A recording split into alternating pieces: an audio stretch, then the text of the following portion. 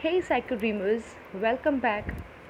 आई hope आप सभी ठीक होंगे और आपने प्रीवियस वीडियो जिसमें हमने साइकोलॉजी के बारे में डिस्कस किया था, इसके बेसिक्स के बारे में कि साइकोलॉजी क्या होती है, इस टर्म का क्या मीनिंग है, इसे हम कैसे डिफ़ाइन करते हैं और किसने कब और कहाँ पर फर्स्ट साइकोलॉजी लेबोरेटरी को एस्टेब्लिश किया था। और उनकी ही वजह से आज हम सभी साइकोलॉजी को एज अ मेजर सब्जेक्ट पढ़ सकते हैं। उनके आने से और उनके ऐसा करने से पहले ये कभी पॉसिबल नहीं था। अगर आप भी जानना चाहते हैं कि वो कौन थे और ऐसा किसकी वजह से हुआ है तो आप मेरी प्रीवियस वीडियो देख सकते हैं। पिछली वीडियो में हमने बिहेवियर पढ़ा था कि बिहेवियर क्या होता है। आज हम बिहेवियर की कैरेक्टरिस्टिक्स और नेचर पढ़ने वाले हैं। सो बिना टाइम गवाए शुरू करते हैं। बिहेवियर की फर्स्ट कैरेक्टरिस्टिक है this is influenced by a number of factors. Behaviour काफ़ी सारे फैक्टर्स से इन्फ्लुएंस होता है, जैसे कि पास्ट एक्सपीरियंसेस। किसी भी इंसान के पास्ट एक्सपीरियंसेस उसके बिहेवियर को बहुत ज़्यादा अफेक्ट करते हैं। किसी इंसान ने पास्ट में बहुत कुछ सहा है, इसलिए वो आज बहुत ज़्यादा रूड है या किसी पर भरोसा नहीं कर पाता है या कर पाती है। ये आपने कई बार सुना होगा कि उसके ऐसे होने का कारण यूं ही नहीं है, उसने अपने पास्ट में अपनी लाइफ में बहुत कुछ झेला है, बहुत कुछ देखा है। सो past experiences. Biological factors also. यूँ तो हम बहुत सारे एग्जांपल्स ले सकते हैं, बट एक बेसिक लेते हैं। अगर किसी का कम्प्लेक्शन फेयर है, उसकी बचपन से तारीफ़ें होती आई हैं उसके कम्प्लेक्शन को लेकर, और अगर वो सोसाइटल अगर व्यू से देखें और कहें कि वो अट्रैक्टिव, कोई इंसान अट्रैक्टिव है, तो ये जेन्युइन है कि बचपन से ही उसको काफ़ी सारी तारीफ़ें मिली होंगी देखने को, सुनने को। तो उन तारीफ़ों की वजह से उसके अंदर बचपन से ही एक सेंस ऑफ कॉन्फिडेंस डेवलप हो गया, जिसकी वजह से वो बहुत ज़्यादा हमेशा ही मोटिवेटेड रहता है और कॉन्फिडेंट रहता है या रहती है। ये किसी भी इंसान की लाइफ में बहुत ज़्यादा एक एसेंशियल रोल प्ले करता है अगर वो इंसान कॉन्फिडेंट है। वहीं दूसरी तरफ अगर किसी का कम्प्लेक्शन डार्क है या फिर कोई दिखने में ज़्यादा अट्रैक्टिव नहीं है, तो कई बार उनको फैमिली में भी ऐसी चीज़ें सुनने को मिल जाती हैं कि तुम तो अच्छे नहीं लगते हो, तुम कुछ मत बोलो, या तुम में वो बात नहीं है। इस तरह की चीज़ें बहुत ज़्यादा डिमोटिवेट करती हैं लोगों को, और उनका बिहेवियर काफ़ी हद तक इस पर डिपेंड करता है और इसकी वजह से चेंज हो जाता है। ये सुनने में छोटी बात लगती है, लेकिन किसी की लाइफ चेंजिंग बातें हो सकती है ये। Then cultural factors. कल्चर हमारा, अगर हम देखें ईस्ट इंडिया को और वेस्ट इंडिया को देखें, तो east Indians Assam, Arunachal Pradesh, Tripura, Mizoram etcetera, and waste India में गुजरात एक्सेट्रा, ये सब इन दोनों जगह के कल्चर्स में काफ़ी डिफरेंस होता है। और यहाँ के लोगों में भी अगर हम देखें ऑन अ ब्रॉड स्केल तो काफ़ी डिफरेंस होता है। हम देखेंगे ईस्ट इंडियंस जो होते हैं वो काफ़ी शांत और शाय टाइप के लगते हैं दिखने में, और दूसरी तरफ वेस्ट इंडियंस जो होते हैं वो काफ़ी एंथुसियास्टिक एंड एनर्जेटिक लगते हैं। Then environmental factors. किसी के भी एनवायरनमेंट का उसके बिहेवियर पर बहुत ही डायरेक्ट इन्फ्लुएंस होता है या असर होता है। अगर हमारा जो बेसिक एनवायरनमेंट होता है, जो हमारा मेन एनवायरनमेंट जो होता है जिसमें हम ज़्यादातर टाइम रहते हैं, वो होता है हमारा घर और हमारा वर्किंग प्लेस। घर में अगर हमारी फैमिली में कोई इश्यूज़ चल रहे हैं तो हमारा बिहेवियर ऑटोमेटिकली चिड़चिड़ा या गुस्से वाला हो जाएगा। हमारे ऑफिस में अगर हमारे साथ हमारा बॉस अच्छे से ट्रीट नहीं कर रहा है, या फिर हमें प्रमोशन नहीं मिल रहा है, या फिर हमारे पीयर्स जो हैं वो अच्छे से हमारे साथ डील नहीं कर रहे हैं, तो हमें हमारा बिहेवियर में ये चीज़ झलकेगी। हम खुश नहीं होंगे, हमारा वर्क, हमारा काम करने का तरीका, ये सब चीज़ें अफेक्ट होंगी उससे, and as a result behaviour भी अफेक्ट होगा। Then emotional factors. अगर कोई इंसान किसी इमोशनल स्टेट में है, मे बी वो दुखी है या मे बी वो बहुत खुश है, तो उसका बिहेवियर इससे बिल्कुल अलग साफ झलकता है।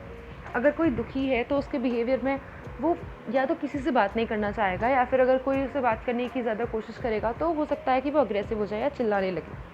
वहीं दूसरी तरफ अगर कोई इंसान बहुत ज़्यादा खुश है तो वो चाहेगा कि सब उससे बात करें या वो सबके साथ घुलेगा मिलेगा और सबके साथ एक स्माइल के साथ बात करेगा और उस खुशी को सबके साथ बांटना पसंद करेगा। नेक्स्ट है मोटिवेशनल फैक्टर्स। अगर कोई इंसान बहुत ज़्यादा मोटिवेटेड है किसी चीज़ को लेकर, अपने पैशन को लेकर या किसी भी अपने टास्क को लेकर, किसी एक्टिविटी को लेकर, तो वो उसकी जो एनर्जी लेवल है वो एक अलग लेवल पर होगी, एक अलग ही एक्सट्रीमिटी पर होगी, जिसकी वजह से वो बहुत ज़्यादा एंथुसियास्टिक फील करेगा और अपने आसपास वाले लोगों को भी वैसा ही फील कराएगा। वो बहुत ज़्यादा हंसकर खुशी से सबसे मिलेगा, सबको मोटिवेट करने की कोशिश करेगा कि जैसे मेरे अंदर एनर्जी भरी हुई है वैसे सबके अंदर भर जाए, सबको ऐसे ही काम करना चाहिए। वही अगर किसी का मोटिवेशन बहुत डाउन है तो बहुत ही ज़्यादा दुखी वाली बातें करेगा कि ज़िंदगी में कुछ बचा ही नहीं है, कुछ नहीं हो सकता, सब मोह माया है and all. Then comes cognitive factors. Cognitive factors हमारे बिहेवियर को अफेक्ट करते हैं, लाइक IQ। अगर हम देखें IQ, इंटेलिजेंस क्वोशेंट जो होता है हमारा IQ, जिसका IQ अच्छा है, जनरली वो लोग, I am saying generally, not always but generally, जिनका IQ अच्छा होता है मोस्टली वो लोग काम एंड पोलाइट होते हैं, दूसरों की रिस्पेक्ट करते हैं एंड ज़्यादा बातचीत करना पसंद नहीं करते, या बातचीत करें भी बट वो रिस्पेक्टफुली बात करते हैं, सबसे पोलाइटली बात करते हैं। दूसरी तरफ जिनका IQ बहुत लो होता है उन लोगों को बात करने का तरीका उतना ज़्यादा अच्छे से नहीं आता है एंड प्रॉब्लम्स के साथ डील करने का तरीका उनका अच्छा नहीं होता है और इसी वजह से उनका बिहेवियर ख़राब हो जाता है, क्योंकि उनके साथ फिर वैसी प्रॉब्लम्स और बढ़ जाती हैं जब वो प्रॉब्लम्स के साथ ठीक से डील नहीं कर पाते। एट लास्ट उनका बिहेवियर अफेक्ट होता है बहुत ज़्यादा।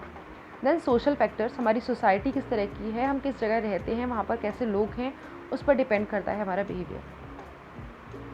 Next is behaviour varies in complexity. Behaviour complexity में भी वरी करता है, यानी कि बिहेवियर के कुछ लेवल्स होते हैं।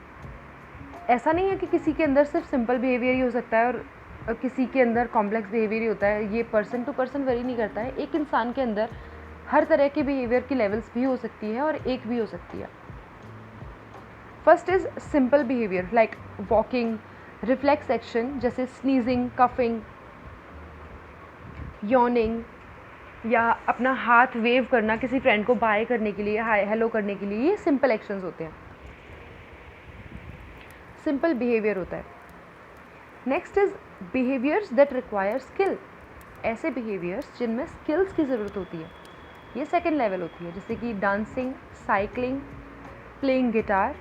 अगर मैं पर्सनली बोलूँ तो playing guitar is really a very difficult skill जो इजीली नहीं आ सकती। ये बहुत ज़्यादा स्किल का काम है, काफ़ी प्रैक्टिस के बाद भी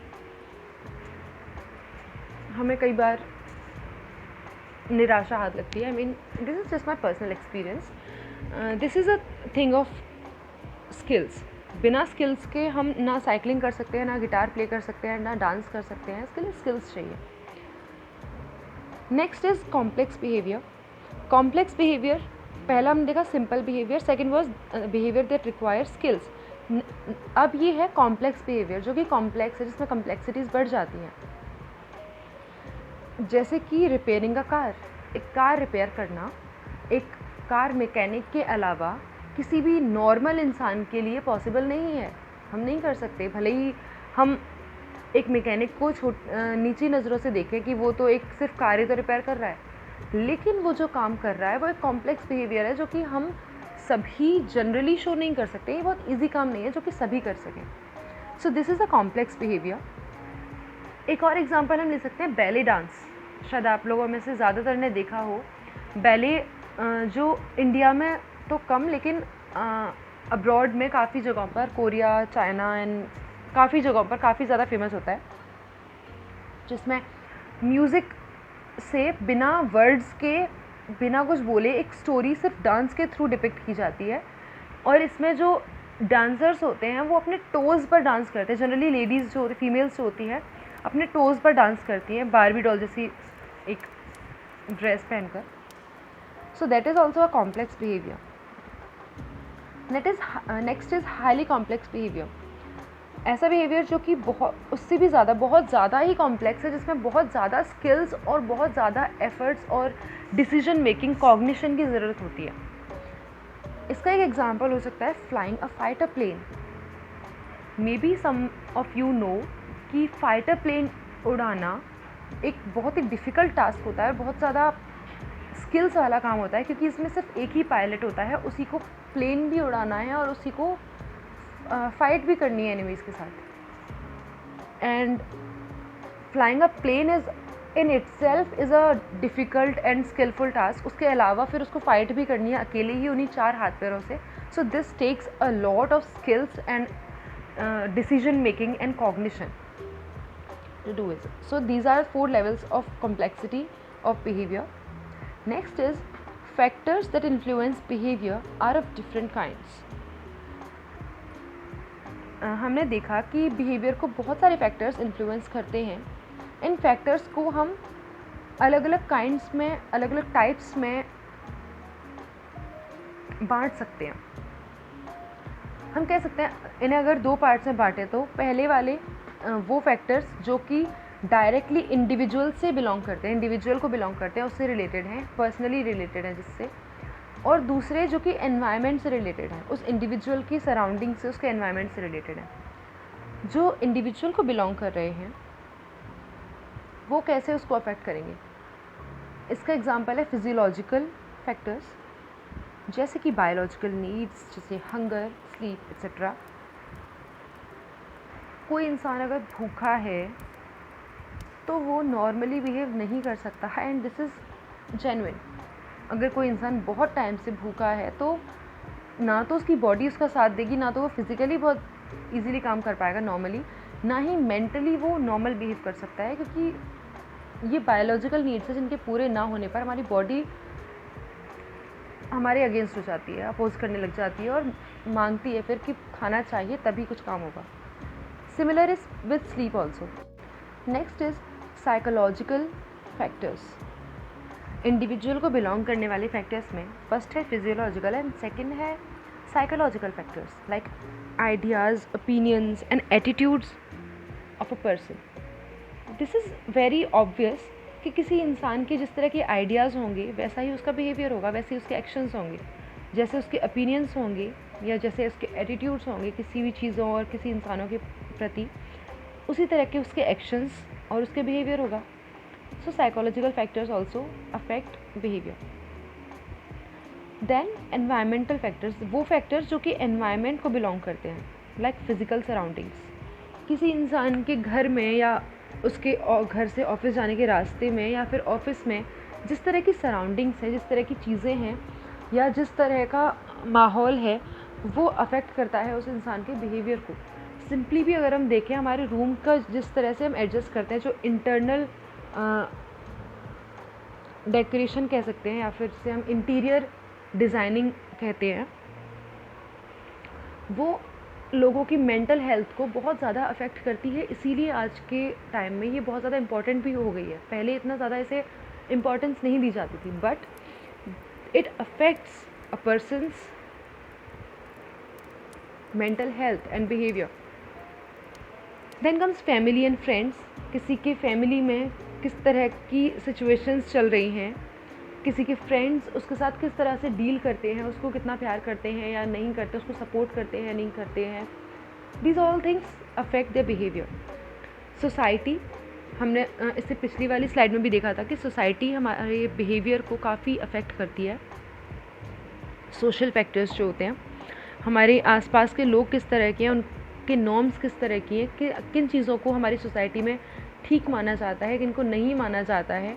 क्या यहाँ बहुत ज़्यादा गॉसिपिंग होती है, जो कोई भी इंसान अगर थोड़ा सा भी कुछ कर दे या कुछ ना भी करे तो भी उसको बात राई का पहाड़ बनाकर अगर क्या इस तरह की बातें की जाती हैं, या फिर लोग बहुत ज़्यादा सपोर्टिव हैं। ये चीज़ें किसी भी इंसान के बिहेवियर को, किसी इंडिविजुअल के बिहेवियर को बहुत अफेक्ट करती है। नेक्स्ट है कल्चरल एंड सोशल बैकग्राउंड। किस तरह के कल्चर से वो इंसान बिलोंग करता है, वो कल्चर भले ही उस कल्चर के बाहर रहने लगे कोई भी इंडिविजुअल, बट वो चीज़ें उसके बिहेवियर को इन्फ्लुएंस करती हैं। Social background also. Next is behaviour varies according to the individual differences. Behaviour जो है वो इंडिविजुअल डिफरेंसेस के बेसिस पर वेरी करता है। लोग अपने फिजियोलॉजिकल बॉडीली कंडीशंस, अपने पास्ट एक्सपीरियंसेस, उनकी एबिलिटीज़, उनके बैकग्राउंड, उनकी जेनेटिक्स, एनवायरनमेंट, इन सब चीज़ों में डिफ़र करते हैं। किसी भी इंसान की कैरेक्टरिस्टिक्स, उन सब किसी भी दो लोगों का एनवायरनमेंट, किसी भी दो लोगों की जेनेटिक्स एग्जैक्टली सेम नहीं हो सकती। ट्विंस की भी नहीं होती है, तो बाकी तो और लोगों की तो हम समझ ही सकते हैं कि बिल्कुल नहीं हो सकती। और ये सारे फैक्टर्स वो हैं जो कि किसी के बिहेवियर को अफेक्ट करते हैं बहुत ज़्यादा। और अगर ये सब सेम नहीं हो सकते तो बिहेवियर भी सेम नहीं होगा। फिर ये ऑब्वियस है कि हर एक इंसान का behaviour different situation, same situation में भी डिफरेंट होगा। अगर हम 10 लोगों को एक रूम में बिठाकर एक सिचुएशन दे दें तो वो 10 के 10 अपने अपने तरीके से उस सिचुएशन से निपटने की कोशिश करेंगे, या उसको सॉल्व करने की, या उससे डील करने की कोशिश करेंगे। हो सकता है उनके वेज कुछ सिमिलर हों depending upon their cultural aspects etc, but their behaviors will be different. Now behavior different होते हैं, I agree. हमने अभी पढ़ा है पिछली स्लाइड में कि बिहेवियर डिफरेंस शो करते हैं इंडिविजुअल के बेसिस पर। हर एक इंडिविजुअल का बिहेवियर डिफरेंट होता है, बट अब हम देख रहे हैं कि बिहेवियर में सिमिलैरिटी भी होती है। यानी कि कुछ बिहेवियर्स ऐसे होते हैं जो कि यूनिवर्सली सिमिलर होते हैं। मतलब कि कुछ ऐसी सिचुएशंस होती हैं जब कोई भी इंसान उस जगह पर होगा तो वो सेम ही रिएक्ट करेगा। लाइक अगर किसी के पीछे शेर पड़ जाता है तो कोई भी इंसान वहाँ खड़े होकर उसको वेव नहीं करेगा, हेलो। हर इंसान जो उसके सामने होगा, अगर उसके पीछे शेर पड़ा है या डॉगी भी पड़ा है तो वो दौड़ेगा, राइट।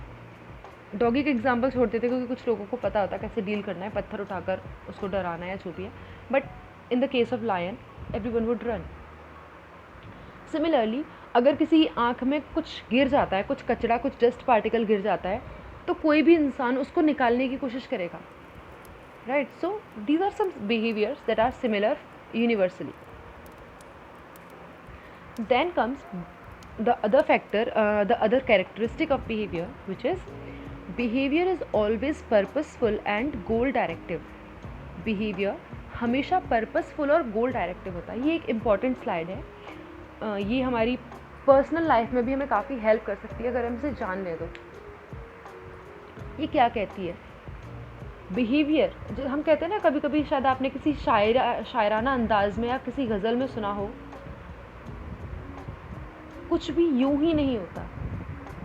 हर किसी के कुछ भी करने के पीछे कुछ ना कुछ कारण ज़रूर होता है। कुछ ऐसा ही, I am not saying these are the exact lines, but similar to this कुछ ऐसा सुना होगा शायद आपने कभी ना कभी। ये सच है।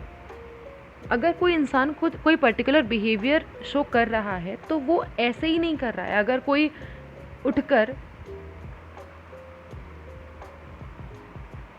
अचानक, ओके ये एग्जांपल छोड़ते हैं, उठकर भागने वाला। अगर कोई इंसान बहुत ज़्यादा झगड़ालू है या अपने पड़ोसियों से झगड़ता है तो उसके पीछे कारण होगा। मे बी ये होगा कि उसके पड़ोसी ने कार ले ली और वो नहीं ले पाया, और उसकी जो जेलसी है वो उसको ये करवाती है। चलो ये थोड़ा कॉम्प्लेक्स एग्जांपल्स हो रहे हैं, तो हम स्लाइड वाले एग्जांपल्स को पहले लेते हैं, उसके बाद हम बाकी एग्जांपल्स को डिस्कस करेंगे। एक बच्चा जो कि अपने घर के बाहर अपने दोस्तों के साथ खेल रहा है, वो अचानक से अपने घर के अंदर आता है, एक गिलास पानी लेकर पी लेता है। दोस्तों को लगेगा वो अचानक कहाँ गया, वो अचानक गया, उसने एक बिहेवियर किया, वहाँ से अचानक आ गया अपने घर में। लेकिन उसका गोल क्या था? पानी पीना, और उसका पर्पस था जो प्यास लगी थी उसको, उसे बुझाना। उसका जो बिहेवियर था वहाँ से अचानक चले आना, वो ऐसे ही नहीं था, उसको प्यास लगी थी और उस प्यास को बुझाने के लिए उसने ये बिहेवियर शो किया। दूसरे हाथ पर अगर हम एक और एग्जांपल देखें, एक बच्चा या बच्ची जो एक कमरे में बैठकर पढ़ रही है, उसे अचानक थोड़ी सर्दी महसूस होती है, वो उठती है और उठकर अपने कमरे की खिड़कियाँ बंद कर देती है। जहाँ से हवा आ रही थी और उसे सर्दी लग रही थी। उसका बिहेवियर था खिड़की दरवाजे बंद कर देना, उसका गोल था खिड़कियों को बंद कर देना, और उसका पर्पस था उन खिड़कियों से आने वाली हवा से जो उसे सर्दी महसूस हो रही थी, उसे डिस्कम्फर्ट हो रहा था, उसे अवॉइड करना, उसे बचना।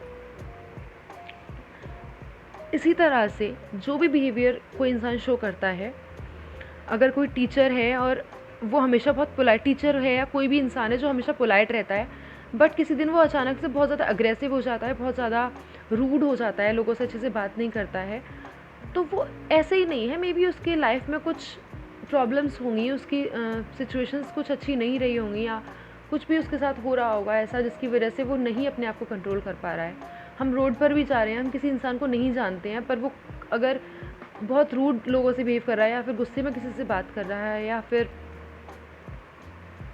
कोई भी ऐसी हरकत कर रहा है जो नॉर्मल नहीं लगती है, तो ऐसा नहीं है कि वो ऐसा ही है हमेशा से। या कोई चोर ही थोड़ी ना पैदा होता है, पैदा तो बच्चा होता है ना, इंसान, लेकिन उसकी सिचुएशंस, उसकी कंडीशंस उसको ऐसा बना देती हैं कि उसे चोर बनने पे मजबूर कर देती हैं।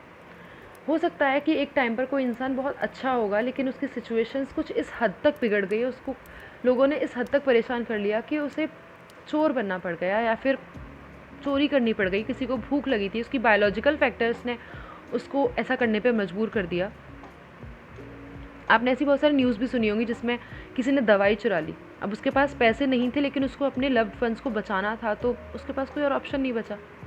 सो these are some reason, some purposes behind the behaviour. कोई बिहेवियर ऐसे ही नहीं होता, राइट? बिहेवियर्स को हम दो कैटेगरीज में कैटेगराइज कर सकते हैं। फर्स्ट इज़ अप्रोच बिहेवियर, यानी कि पॉजिटिव गोल डायरेक्टेड। ये बिहेवियर वो होता है जो कि कुछ पाने के लिए किया जाता है।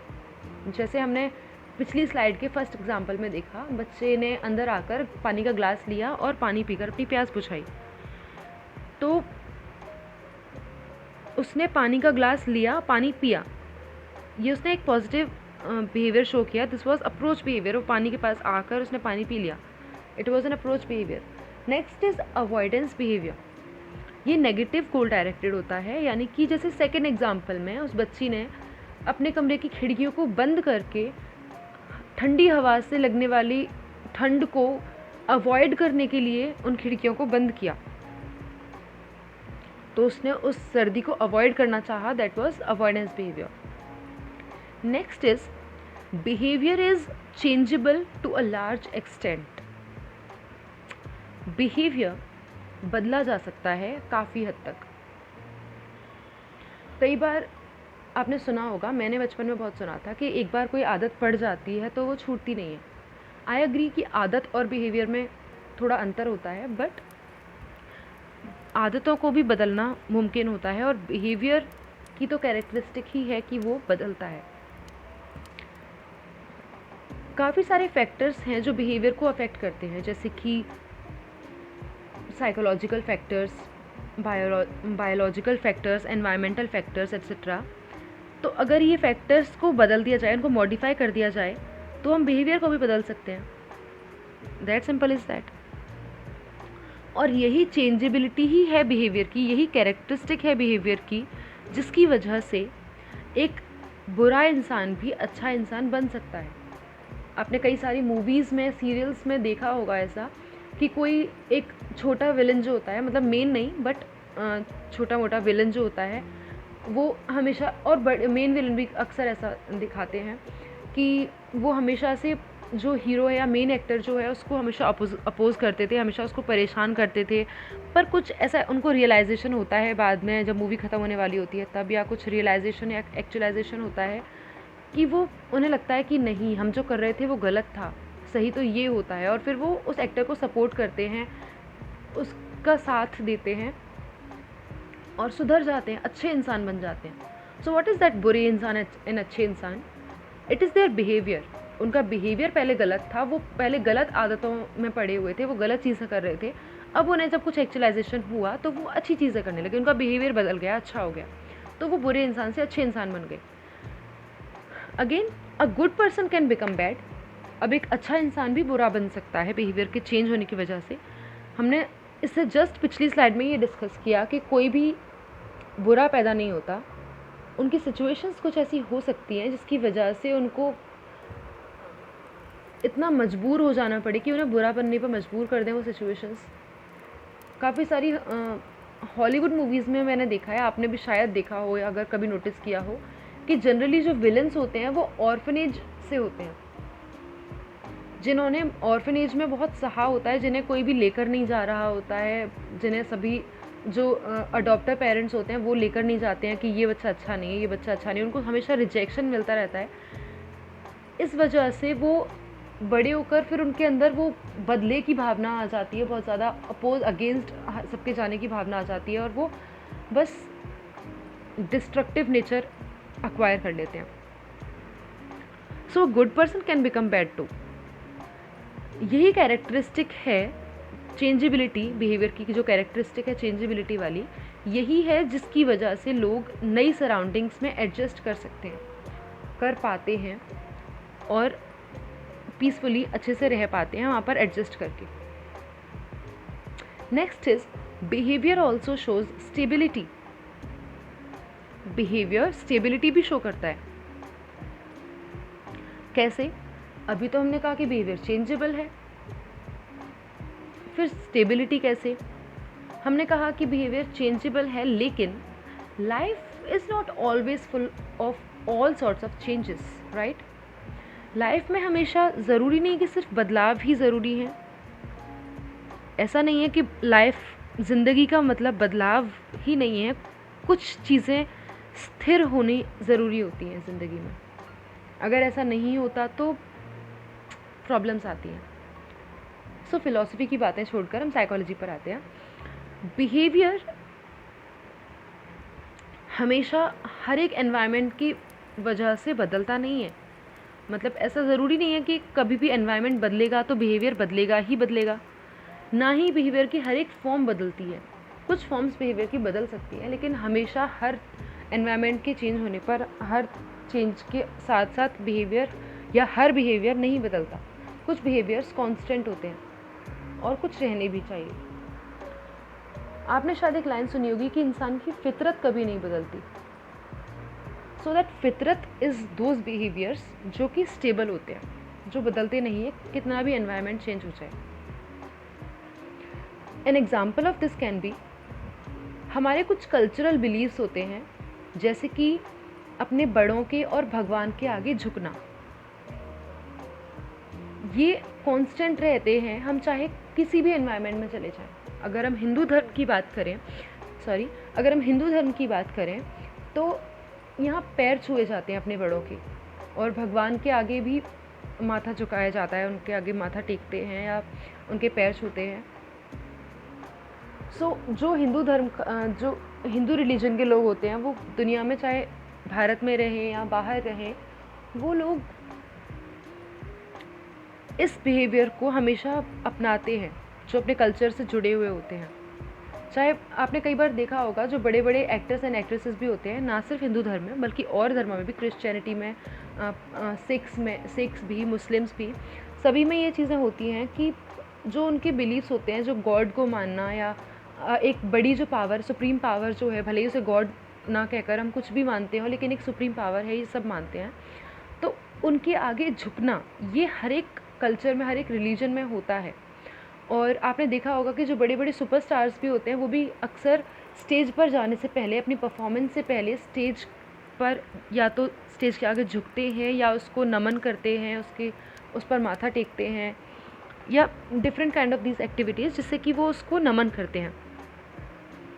So these behaviours do not change with environment. Next is behaviour is integrated.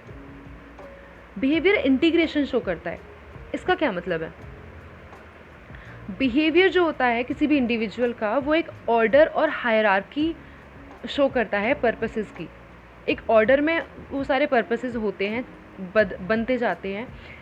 जैसे हम एक्सपेक्टेशंस की बात करें तो एक्सपेक्टेशंस पहले छोटी होती है, फिर जब वो पूरी हो जाती है तो और एक्सपेक्टेशंस आ जाती है, फिर वो पूरी हो जाए तो और एक्सपेक्टेशंस लग जाती है। Similar is with purposes also.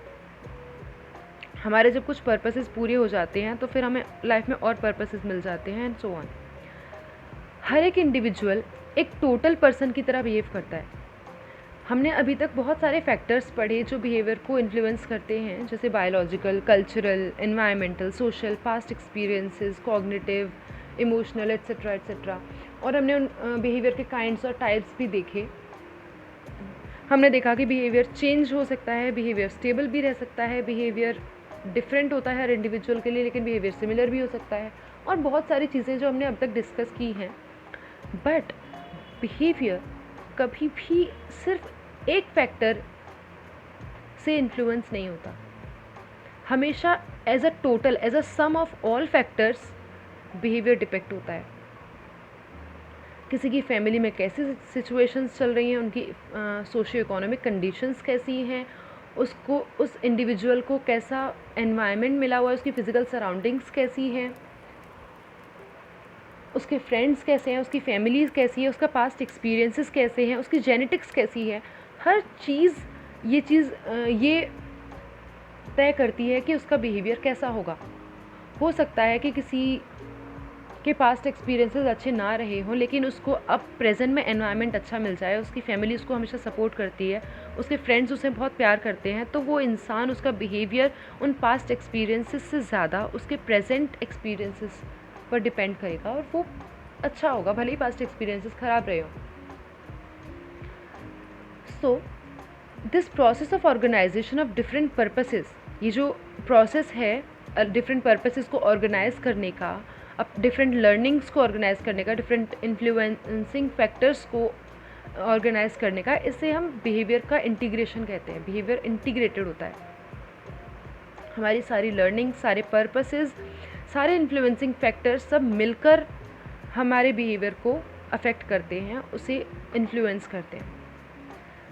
इसका एग्जांपल हम देख सकते हैं कि आइडेंटिकल ट्विन्स भी डिफरेंट बिहेवियर शो करते हैं, उनका भी बिहेवियर एग्जैक्ट सेम नहीं होता, हो भी नहीं सकता, बिकॉज मे बी उनकी जेनेटिक्स, ठीक है, उनकी जेनेटिक्स, आइडेंटिकल ट्विन्स की जेनेटिक्स काफ़ी हद तक सेम है। 100% तो डीएनए भी सेम नहीं होता, बट हाँ 90 to 95% भी अगर उनकी जेनेटिक्स भी सेम है, उनका फैमिली एनवायरनमेंट भी सेम है, उनके पास्ट एक्सपीरियंस भी सिमिलर रहे हैं, लेकिन फिर भी जब वो बाहर जाएंगे, उनके फ्रेंड सर्कल्स, उनकी एबिलिटीज़ डिफरेंट होंगी, और उन एबिलिटीज़ के बेसिस पर वो अलग अलग तरह के दोस्त बनाएंगे, उनके पीयर ग्रुप्स अलग अलग तरह के होंगे, और एज अ रिज़ल्ट उनका बिहेवियर डिफरेंट होगा।